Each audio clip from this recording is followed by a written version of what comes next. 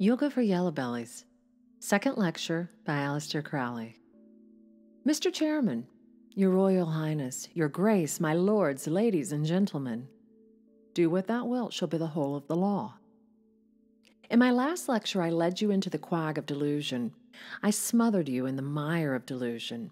I brought you to thirst in the desert of delusion. I left you wandering in the jungle of delusion, a prey to all the monsters which are thoughts. It came into my mind that it was up to me to do something about it. We've constantly been discussing mysterious entities as if we knew something about them, and this, on examination, always turned out not to be the case. Knowledge itself is impossible because if we take the simplest proposition of knowledge, S is P, we must attach some meaning to S and P. If our statement is to be intelligible, I say nothing as to whether it's true. And this involves definition. Now, the original proposition of identity, A equals A, tells us nothing at all unless the second A gives us further information about the first A. We shall therefore say that A is BC. Instead of one unknown, we have two unknowns. We have to define B as DE, C as FG. Now we have four unknowns, and very soon we've used up the alphabet. When we come to define Z, we have to go back and use one of the other letters, so that all our arguments are arguments in a circle. Any statement which we make is demonstrably meaningless, and yet we do mean something when we say that a cat has four legs, and we all know what we mean when we say so. We give our assent to or withhold it from the proposition on the grounds of our experience. But that experience is not intellectual as above demonstrated. It is a matter of immediate intuition. We cannot have any warrant for that intuition, but at the same time an intellectual argument which upsets it does not in the faintest degree shake our conviction. The conclusion to be drawn from this is that the instrument of mind is not intellectual, not rational. Logic is merely destructive, a self-destructive toy. The toy, however, is in some ways also instructive, even though the result of its use will not bear examination. So we make a bylaw that the particular sorites which annihilate logic are out of bounds, and we go on reasoning within arbitrarily appointed limits. It is subject to these conditions that we may proceed to examine the nature of our fundamental ideas. And this is necessary because since we began to consider the nature of the results of meditation, our conceptions of the backgrounds of thought are decided in quite a different manner, not by intellectual analysis, which we have seen carries no conviction, but by illumination, which does carry conviction. Let us therefore proceed to examine the elements of our normal thinking. I need hardly recapitulate the mathematical theorem which you all doubtless laid to heart when you were criticizing Einstein's theory of relativity. I only want to recall to your minds the simplest element of that theorem, the fact that in order to describe anything at all, you must have four measurements. It must be so far east or west, so far north or south, so far up or down from a standard point, and it must be after or before a standard moment. There are three dimensions of space and one of time. Now, what do we mean by space? Henry Poincare, one of the greatest mathematicians of the last generation, thought that the idea of space was invented by a lunatic in a fantastic and evidently senseless and aimless endeavor to explain to himself his experience of his muscular movements. Long before that, Kant told us that space was subjective, a necessary condition of thinking, and while everyone must agree with this, it is obvious that it does not tell us much about it. Now let us look into our minds and see what idea, if any, we can form about space. Space is evidently a continuum. There cannot be any difference between any parts of it because it is wholly we're. It is pure background, the area of possibilities, a condition of quality, and so of all consciousness. It is, therefore, in itself, completely void. Is that right, sir? Now, suppose we want to fulfill one of these possibilities. The simplest thing we can take is a point, and we're told that a point has neither parts nor magnitude, but only position. But as long as there is only one point, position means nothing. No possibility has yet been created of any positive statement. We will therefore take 2 points, and from these we get the idea of a line. Our Euclid tells us that a line has length but no breadth. But as long as there are only 2 points, length itself means nothing, or at the most it means separateness. All we can say about 2 points is that there are 2 of them. Now we take a third point, and at last we come to a more positive idea. In the first place, we have a plane surface, though that in itself still means nothing. In the same way as length means nothing when there are only 2 points there. But the introduction of the third point has given a meaning to our idea of length. We can say that the line AB is longer than the line BC, and we can also introduce the idea of an angle.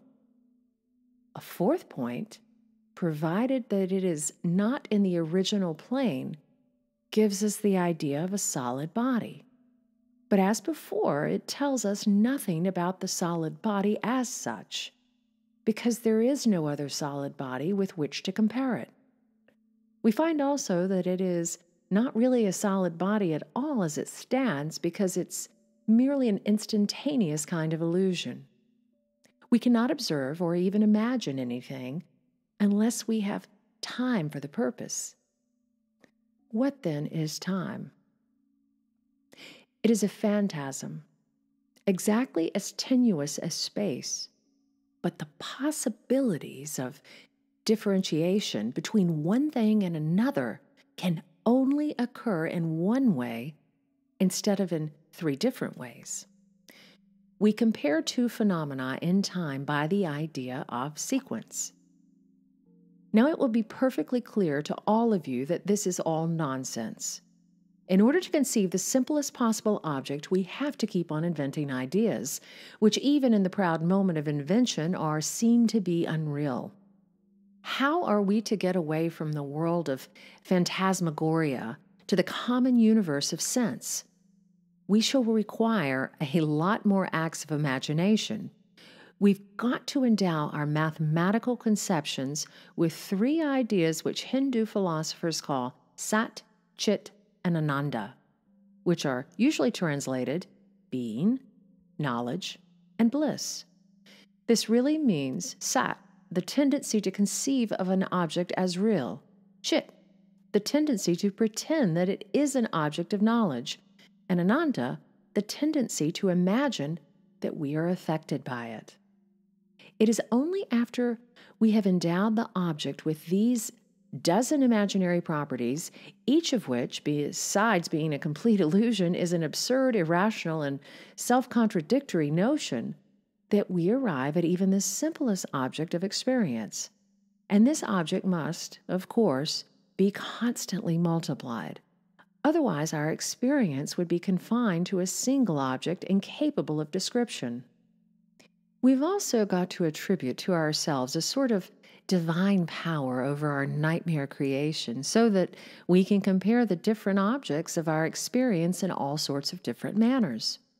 Incidentally, this last operation of multiplying the objects stands evidently invalid, because, after all, what we began was absolutely nothingness. Out of this we have somehow managed to obtain not merely one, but many. But for all that, our process has followed the necessary operation of our intellectual machine. Since that machine is the only machine that we possess, our arguments must be valid in some sense or other conformable with the nature of this machine. What machine? That is a perfectly real object. It contains innumerable parts, powers, and faculties, and they are as much a nightmare as the external universe which it has created. Gad, sir, Patanjali is right. Now, how do we get over this difficulty of something coming from nothing? Only by inquiring what we mean by nothing. We shall find that this idea is totally inconceivable to the normal mind.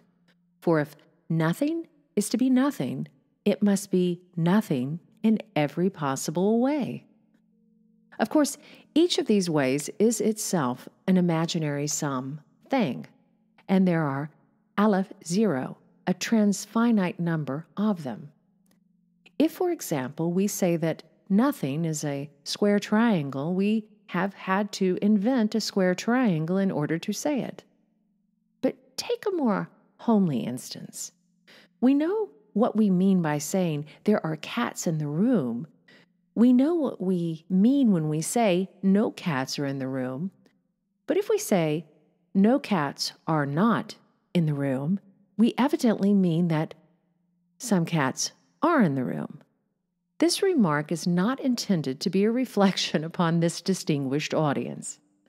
So then, if nothing is to be really the absolute nothing, we mean that nothing does not enter into the category of existence.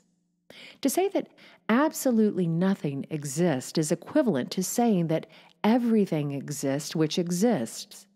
And the great Hebrew sages of old time noted this fact by giving it the title of the supreme idea of reality behind their tribal god Jehovah, who, as we have previously shown, is merely the yoga of the four elements, even at its highest, the demiurgos, Ehae Asher Ehae, I am that I am.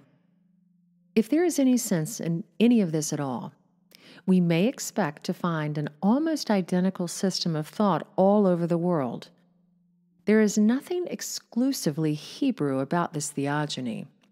We find, for example, in the teachings of Zoroaster and the Neoplatonists very similar ideas.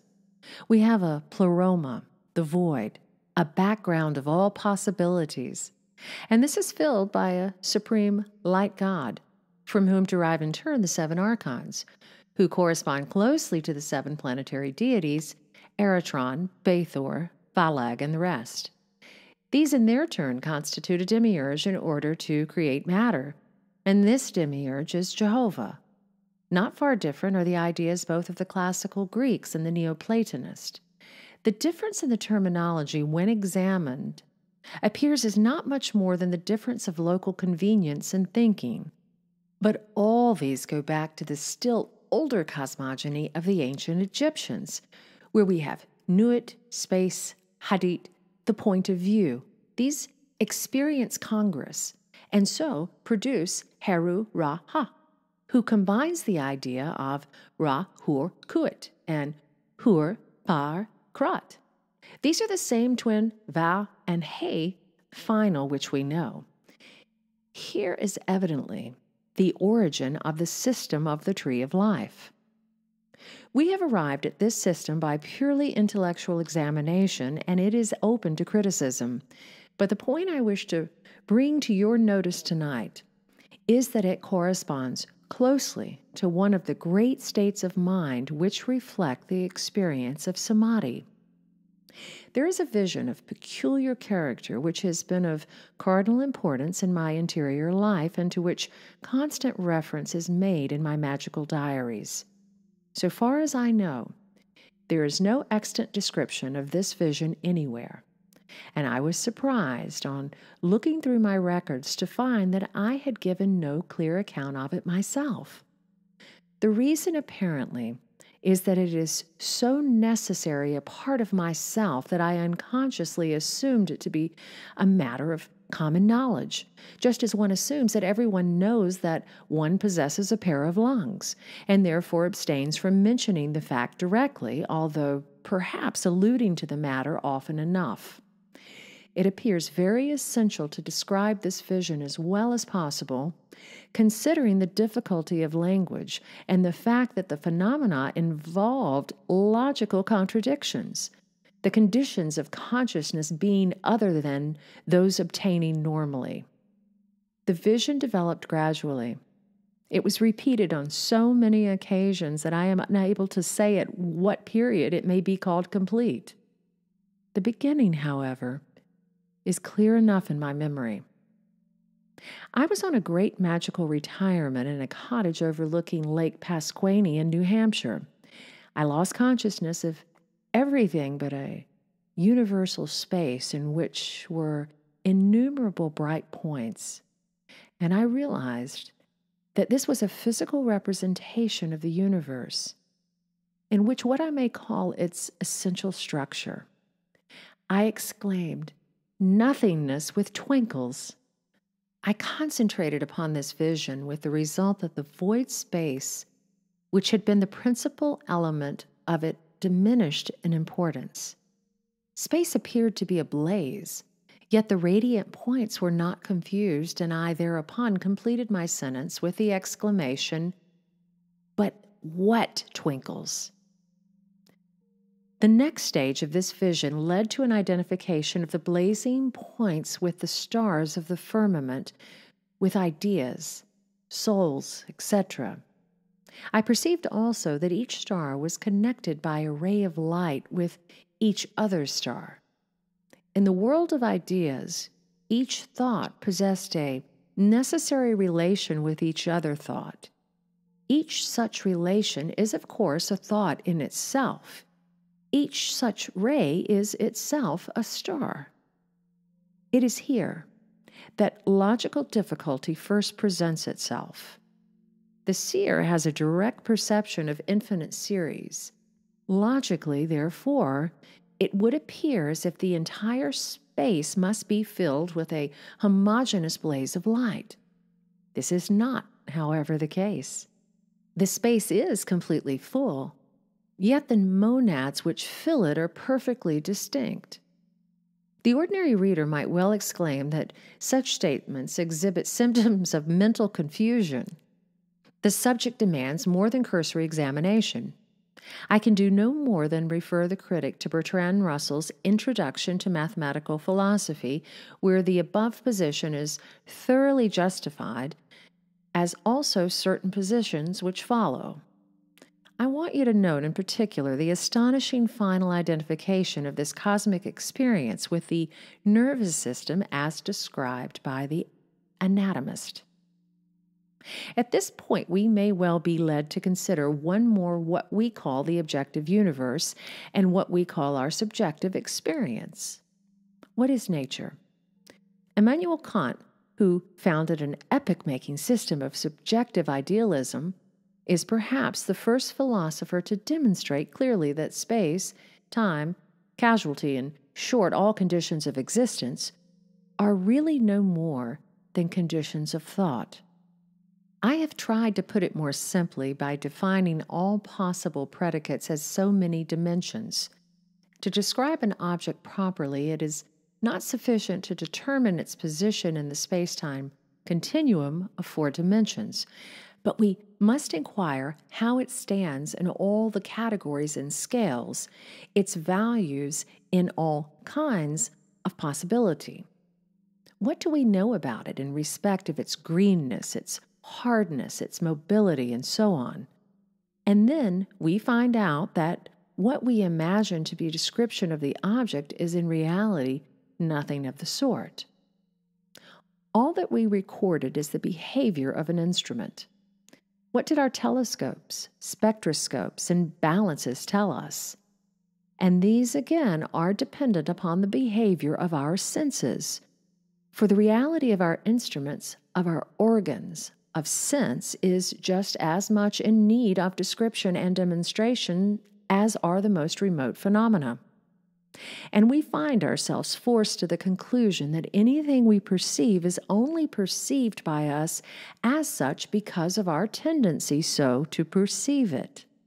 And we shall find that in the 4th stage of the great Buddhist practice, Mahasatipatthana, we become directly and immediately aware of this fact instead of digging it out of the holts of these interminable sorites which badger us. Kant himself put it after this fashion: the laws of nature are the laws of our own minds. Why? It's not that the contents of the mind itself that we can cognize, but only its structure. But Kant has not gone to this length. He would have been extremely shocked if it had ever struck him that the final term in his sorites was reason itself is the only reality. On further examination, even this ultimate truth turns out to be meaningless. It is like the well-known circular definition of an obscene book, which is one that arouses certain ideas in the mind of the kind of person in whom such ideas are excited by that kind of book. I notice that my excellent chairman is endeavoring to stifle a yawn and to convert it into a smile, and he will forgive me for saying that I find the effect somewhat sinister. But he has every right to be supercilious about it. These are indeed old, fond paradoxes to amuse wives in alehouses. Since philosophy began, it has always been a favorite game to prove your axioms absurd. You will naturally be very annoyed with me for indulging in these fatuous pastimes, especially as I started out with the pledge that I would deal with these subjects from the hard-headed scientific point of view. Forgive me if I've toyed with these shining gossamers to the thought web. I've only been trying to break it to you gently. I proceed to brush away with a sweep of my lily-white hands all this tenuous, filmy stuff. Such stuff as dreams are made of. We will get down to modern science. For general reading, there is no better introduction than The Basis of Modern Science by my old and valued friend, the late J.W.N. Sullivan. I do not want to detain you too long with the quotations from this admirable book. I would much rather you got it and read it yourself. You could hardly make better use of your time. But let us spend a few moments on his remarks about the question of geometry. Our conceptions of space as a subjective entity has been completely upset by the discovery that the equations of Newton based on Euclidean geometry are inadequate to explain the phenomena of gravitation. It is instinctive to us to think of a straight line. It is somehow axiomatic. But we learn that this does not exist in the objective universe. We have to use another geometry. Riemann's geometry, which is one of the curved geometries. There are, of course, as many systems of geometry as there are absurd axioms to build them on. 3 lines make 1 ellipse. Any nonsense you like. You can proceed to construct a geometry which is correct so long as it is coherent. And there is nothing right or wrong about the result. The only question is, which is the most convenient system for the purpose of describing phenomena? We found the idea of gravitation awkward. We went to Riemann. This means that the phenomena are not taking a place against a background of a flat surface. The surface itself is curved. What we've thought of as a straight line does not exist at all. And this is almost impossible to conceive. At least it is quite impossible for myself to visualize. The nearest one gets to it is by trying to imagine that you are a reflection on a polished doorknob. I feel almost ashamed of the world that I have to tell you that in the year 1900, 4 years before the appearance of Einstein's world-shaking paper, I described space as finite yet boundless, which is exactly the description in general terms that he gave in more mathematical detail. You will see at once that these 3 words do describe a curved geometry. A sphere, for instance, is a finite object, yet you can go over the surface in any direction without ever coming to an end. I said above that Riemann's geometry was not quite sufficient to explain the phenomena of nature. We have to postulate different kinds of curvature in different parts of the continuum, and even then we're not happy. Now for a spot of Sullivan. The geometry is so general that it admits of different degrees of curvature in different parts of space-time. It is to this curvature that gravitational effects are due. The curvature of space-time is most prominent, therefore, around large masses. For here the gravitational effects are most marked. If we take matters as fundamental, We may say that it is the presence of matter that causes the curvature of space-time. But there is a different school of thought that regards matter as due to the curvature of space-time. That is, we assume as fundamental a space-time continuum manifest to our senses as what we call matter. Both points of view have strong arguments to recommend them, but whether or not matter may be derived from the geometrical peculiarities of the space-time continuum, we may take it as an established scientific fact that gravitation has been so derived. This is obviously a very great achievement, but it leaves quite untouched another great class of phenomena, namely electromagnetic phenomena. In this space-time continuum of Einstein's, the electromagnetic force appears as entirely alien. Gravitation has been absorbed, as it were, into Riemann geometry, and the notion of force, so far as gravitational phenomena are concerned, has been abolished. But the electromagnetic forces still flourish undisturbed.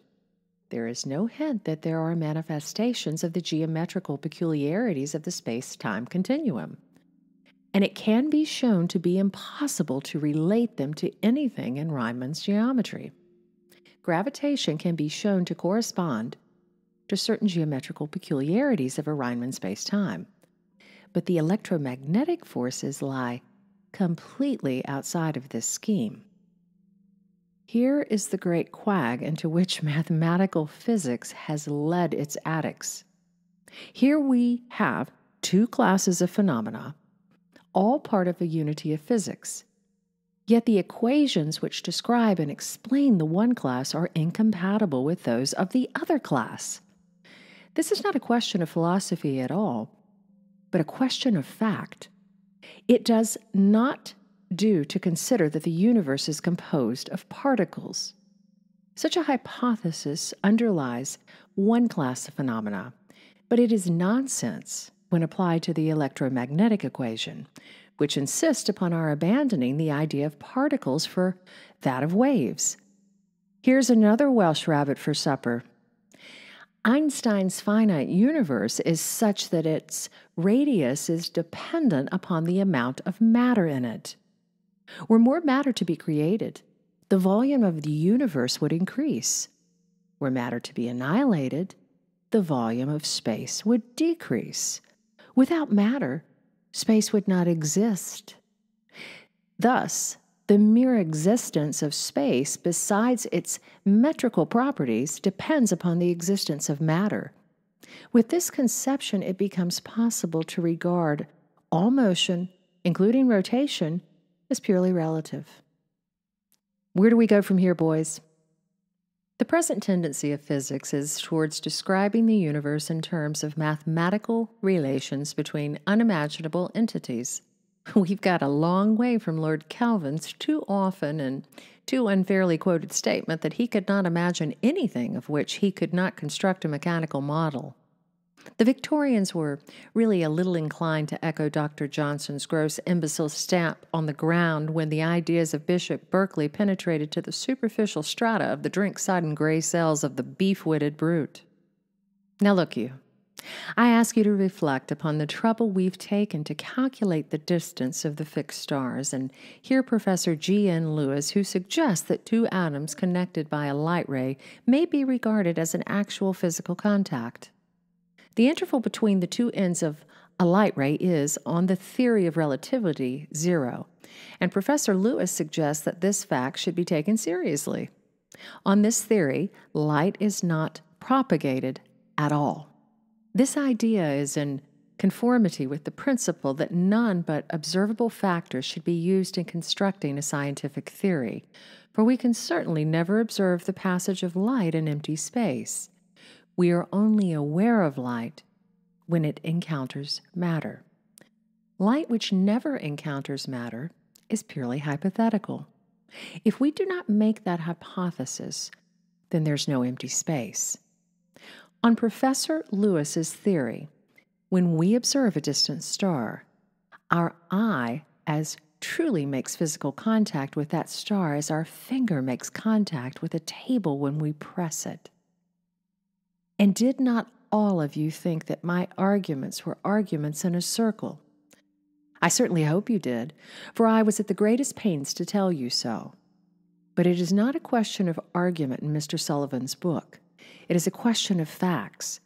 He was talking about human values. He was asking whether science could possibly be cognizant of them. Here he comes, the great commander. Cheer, my comrades, cheer. But although consistent materialists were probably always rare, the humanistically important fact remained that science did not find it necessary to include values in its description of the universe.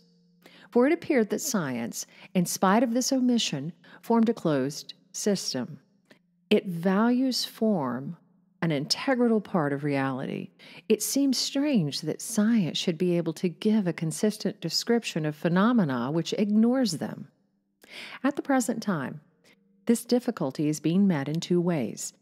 On the one hand, it is pointed out that science remains within its own domain by the device of cyclic definition, that is to say. The abstractions with which it begins are all it ever talks about. It makes no fresh contacts with reality and therefore never encounters any possibly disturbing factors. This point of view is derived from the theory of relativity, particularly from the form of presentation adopted by Eddington. This theory forms a closed circle. The primary term of the theory, point events, potentials, matter, etc., there are 10 of them, lie at various points on the circumference of the circle. We may start at any point and go around the circle. That is, from any one of these terms, we can deduce the others. The primary entities of the theory are defined in terms of one another. In the course of this exercise, we derive the laws of nature studied in physics. At a certain point in the cahen of deductions, at matter, for example, we judge that we are talking about something which is an objective, concrete embodiment of our abstractions. But matter, as it occurs in physics, is no more than a particular set of abstractions, and our subsequent reasoning is concerned only with these abstractions. Such other characteristics as the objective reality may possess never enter our scheme. But the set of abstractions called matter in relativity theory do not seem to be adequate to the whole of our scientific knowledge of matter. There remain quantum phenomena. So we leave her, far from where her swarthy kindred roam, in the scarlet fever, convalescent home. So now, no less than that chivalrous gentleman, His Grace, the Most Reverend the Archbishop of Canterbury, who in recent broadcasts confounded forever all those infidels who had presumed to doubt the possibility of devils entering into swine, we have met the dragon science and conquered.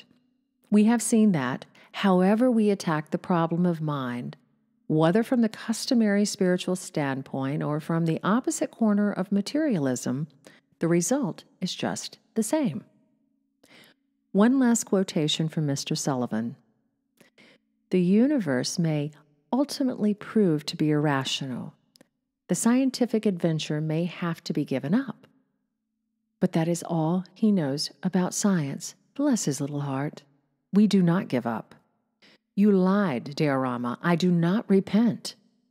The results of experiment are still valid for experience, and the fact that the universe turns out on inquiry to be unintelligible only serves to fortify our ingrained conviction that experience itself is reality. We may then ask ourselves whether it is not possible to obtain experience of a higher order, to discover and develop the faculty of mind which can transcend analysis, stable against all thought by virtue of its own self-evident assurance. In the language of the great white brotherhood, whom I am here to represent, you cross the abyss. Leave the poor old stranded wreck, Ruach, and pull for the shore of Neshama. For above the abyss, it is said, as you will see if you study the supplement of the 5th number of the 1st volume of the Equinox, an idea is only true insofar as it contains its contradictory in itself. It is such states of mind as this which constitute the really important results of Samyama.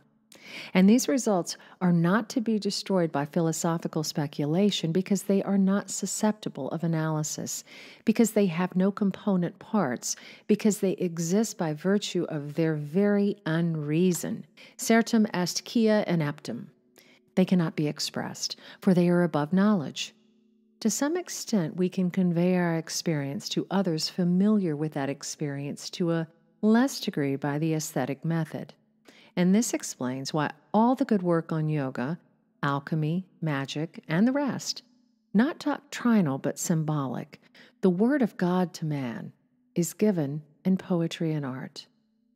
In my next lecture, I shall endeavor to go a little deeper into the technique of obtaining these results and also give a more detailed account of the sort of thing that is likely to occur in the course of the preliminary practices. Love is the law, love under will.